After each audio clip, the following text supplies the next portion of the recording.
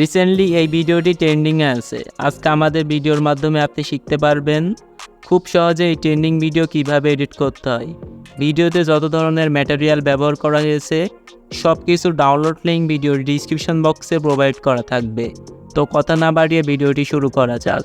ফার্স্টে আপনারা ক্যাপকাট অ্যাপ্লিকেশনটা ওপেন করবেন, তারপর এখান থেকে নিউ প্রজেক্টে ক্লিক করবেন। আমার ভিডিওর ডিসক্রিপশন বক্স থেকে ডাউনলোড করা ভিডিও ক্লিপসটি সিলেক্ট করবেন, তারপর এখান থেকে এডিটে ক্লিক করবেন। ভিডিও ক্লিপসে লাস্টে চলে আসবেন, ক্যাপকাট অ্যাপ্লিকেশন ওয়াটারমার্কটি ডিলিট করে দিবেন। প্লাস আইকনে ক্লিক করবেন, গ্যালারি থেকে আপনার পছন্দের আর্টটি ছবি সিলেক্ট করবেন, তারপর এখান থেকে এডিটে ক্লিক করবেন। তারপর এখান থেকে প্রত্যেকটা ছবি ফুল স্ক্রিন করে দিবেন।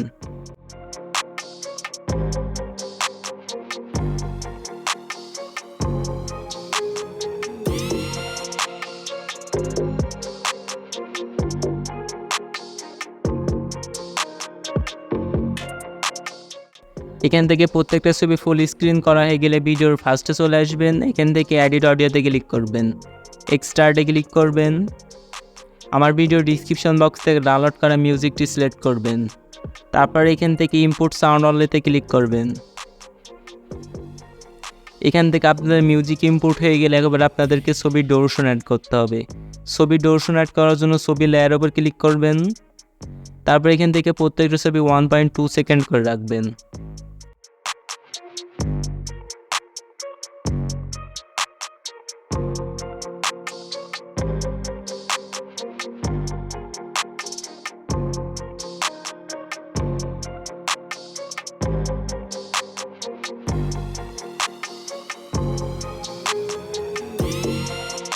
প্রত্যেকটা ছবিতে ডিউরেশন অ্যাড করা হয়ে গেলে এবার আপনাদের ছবিতে অ্যানিমেশন অ্যাড করতে হবে। অ্যানিমেশন অ্যাড করার জন্য ছবি লেয়ার উপর ক্লিক করবেন, অ্যানিমেশনে ক্লিক করবেন,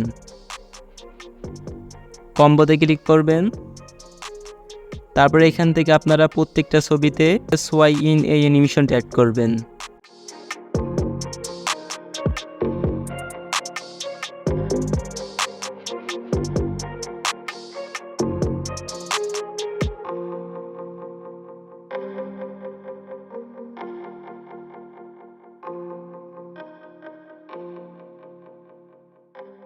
তারপরে এখান থেকে টিক মার্কে ক্লিক করবেন। তারপরে এখান থেকে আপনাদেরকে অ্যানিমেশন অ্যাড করা হয়ে গেলে এবার আপনাদের ছবিতে আপনাদের ট্রানজ্যাকশন অ্যাড করতে হবে। ট্রানজ্যাকশন অ্যাড করার জন্য ট্রানজ্যাকশনের লোগোর উপর ক্লিক করবেন, তারপরে এখান থেকে আপনারা দেখতে পাচ্ছেন হোয়াইট ফ্ল্যাশ, এটাকে সিলেক্ট করবেন। তারপরে এটাকে আপনারা 2 সেকেন্ড রাখবেন। তারপরে এখান থেকে অ্যাপ্লাই টু অলে ক্লিক করবেন, তারপরে এখান থেকে টিক মার্কে ক্লিক করবেন।